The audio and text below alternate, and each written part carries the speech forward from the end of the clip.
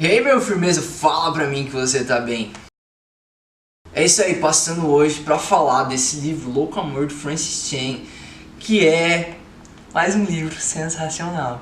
E, cara, esse livro aqui, ele tá na minha lista de livros que eu quero ler todo ano pelo menos uma vez, pra me lembrar da mensagem desse livro, que é extremamente encorajadora, extremamente desafiadora. Cara, esse livro vai te abençoar demais. Então, pra começar a falar do livro, logo no começo ele fala de como nós nos esquecemos da grandeza de Deus. E engraçado que ele nos convida até a parar a leitura um pouco e contemplar a grandeza de Deus.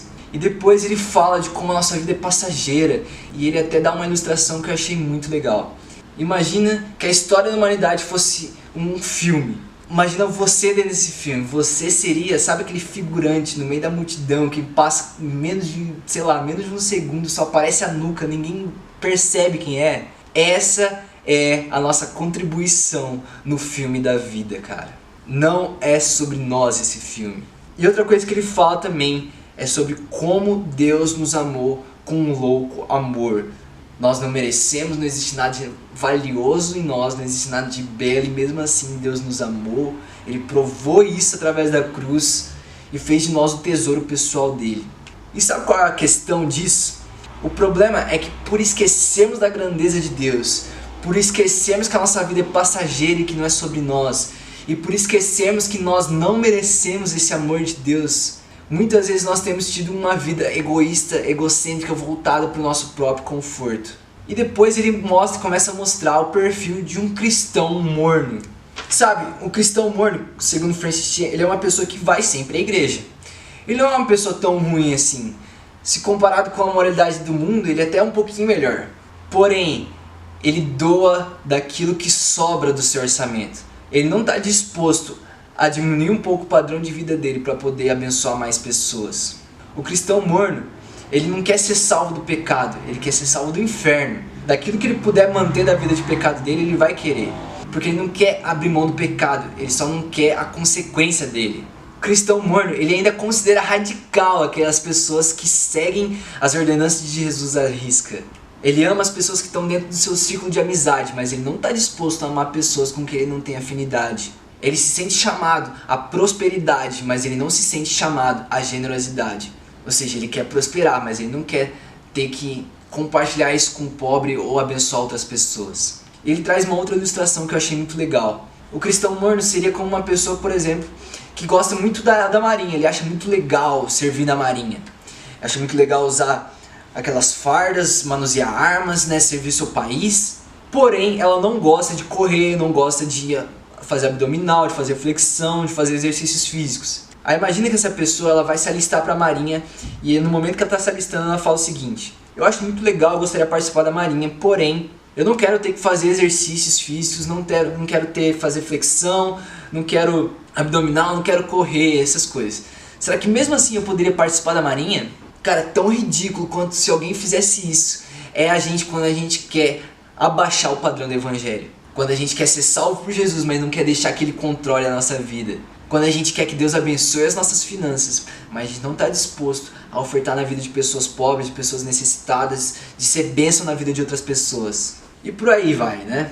Se você for ver a realidade da população mundial hoje, mais da metade da população mundial ou está na pobreza ou na extrema pobreza. Então, se você tem dinheiro para comprar o livro de Francis Chan, isso te faz mais rico que mais da metade da população do mundo. E mesmo nós sendo tão ricos comparado com mais da metade da população do mundo, nós continuamos servindo restos do nosso tempo e restos do nosso dinheiro a um Deus que nos entregou tudo. Isso só mostra que o nosso próprio conforto é muito mais prioridade do que servir e confiar em Deus. E isso acontece muitas vezes porque nós consideramos servir a Deus como se fosse uma obrigação, o que tem tornado isso algo pesado e sem prazer nenhum. Quando, se nós servíssemos a Deus por amor, então seria algo prazeroso e algo leve. E depois de ter dado todo esse pano de fundo, Francis Chan nos mostra o outro lado da moeda. Deus não nos chamou para viver no nosso conforto, Ele nos chamou para viver confiando nele. E ele cita alguns exemplos, como por exemplo do próprio Senhor Jesus. Uma vez chegaram para Jesus e falaram: Jesus, eu posso te seguir, quero ser seu discípulo. E Jesus respondeu: as raposas têm suas tocas e os pássaros têm seus ninhos, mas o Filho do Homem não tem onde repousar a cabeça. Ou seja, você quer me seguir, mas eu não tenho nem onde dormir, não tenho onde ficar, porque Jesus abriu mão de todo o conforto dele para poder pregar o Evangelho. E esse não é somente o padrão de Jesus, ele é o padrão nosso também. Jesus, quando manda seus discípulos para vários vilarejos para preparar para que o Evangelho fosse lançado naqueles lugares, ele fala assim: vai, mas não leva nem roupa extra, não leva dinheiro, não leva nada. Confiem que Deus vai prover tudo na vida de vocês. E fora isso, ele ainda cita outros exemplos de alguns irmãos da igreja dele. Ele fala, por exemplo, de um irmão que depois de ouvir essa mensagem, ele foi lá, vendeu a casa que ele morava e voltou a morar com os pais dele, só para ter mais dinheiro para doar e abençoar outras pessoas. Ou um irmão que tinha o costume de doar 20% do salário dele para abençoar pessoas. E ele teve uma redução drástica do salário e mesmo assim ele aumentou a contribuição para 30% do orçamento dele. Esses são exemplos de pessoas que entenderam que o melhor da vida ainda está por vir, que abriram mão de conforto nessa vida porque entenderam que o melhor da vida ainda está por vir. E depois disso ele começa então a traçar o perfil de uma pessoa obcecada por Jesus. Pessoas obcecadas por Jesus doam com liberdade e liberalidade, perdoam sem restrição, não têm a segurança e o conforto como a maior prioridade das suas vidas. Se preocupam com os pobres, não se preocupam mais com sucesso e prosperidade aqui na terra do que com sucesso e prosperidade lá no céu. Buscam fazer Jesus conhecido. Não consideram o serviço como um fardo. São conhecidas como doadoras e não como recebedoras. E uma outra coisa que ele fala sobre o perfil de uma pessoa obcecada por Jesus é que elas sabem que não merecem o amor de Deus e não fazem o que fazem com a intenção de tentar merecer o amor de Deus ou de tentar merecer a sua salvação. E eu acho muito importante falar isso porque existem pessoas que até criticam a teologia do Francis Chan justamente porque não entendem a mensagem do livro dele. Em mais de uma passagem nesse livro ele fala que ele se preocupa muito que as pessoas leiam o livro e sei lá, sentem um fardo em relação àquilo que elas precisam fazer para Deus. Não é isso. A questão é, não tem como, depois que você entendeu o amor de Deus, você responder esse amor, senão amando Ele de volta e servindo Ele. Nós não fazemos o que fazemos para tentar comprar ou merecer, sei lá, a nossa salvação ou o amor de Deus. Nós fazemos isso simplesmente em resposta ao amor dele por nós. Em contrapartida, quando nós não fazemos isso, quando nós não adotamos esse estilo de vida, em outras palavras, nós não amamos tanto assim a Deus quanto a gente achava que a gente amava. E eu creio que por isso esse livro ele é tão confrontador, porque a gente percebe que a gente não ama tanto assim a Deus. E depois de dar todo esse pano de fundo, mostrar o perfil de uma pessoa obcecada por Jesus, fica a dúvida. Será que é possível de fato viver dessa forma? Será que alguém conseguiu cumprir com essa expectativa? E ele cita vários exemplos de pessoas que viveram suas vidas para amar a Deus e para se doar por outras pessoas. Como por exemplo Simpson Rebavarapu, eu não sei como fala o nome desse cara. Esse cara abriu mão de receber salário e todos os recursos que chegam na mão dele, ele usa para abençoar outras pessoas. Ele diz que ele prefere viver dessa forma, porque mantém ele dependente de Deus e em constante oração.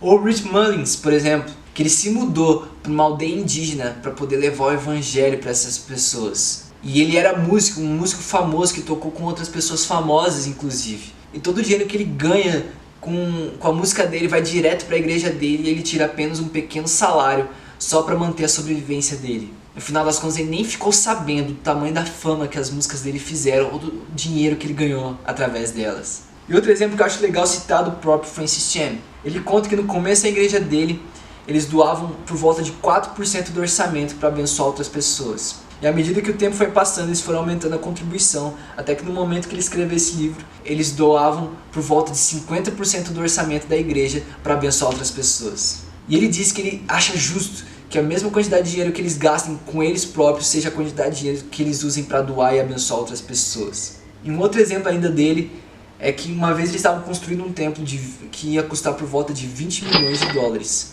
Eles decidiram fazer algo mais simples, inclusive a céu aberto, para poder ter mais dinheiro para doar para outras pessoas e abençoar essas pessoas. Porque ele diz que ele prefere abrir mão de um pouco do seu conforto para trazer conforto àqueles que precisam muito mais disso.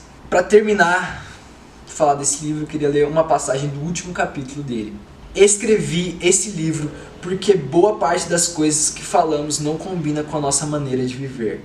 Dizemos coisas como: tudo posso naquele que me fortalece, e confie no Senhor de todo o seu coração.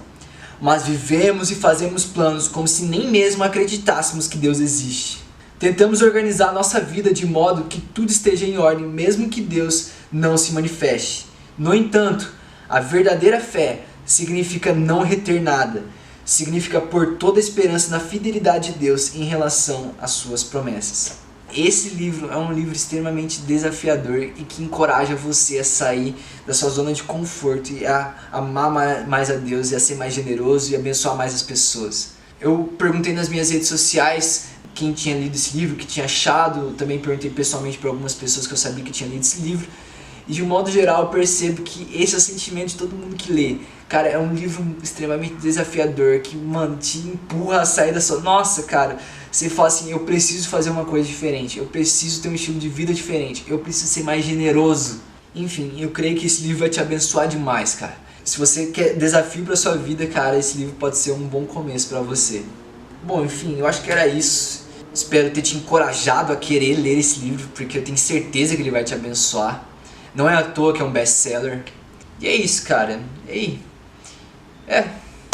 isso. A gente se vê até a próxima, então. Falou!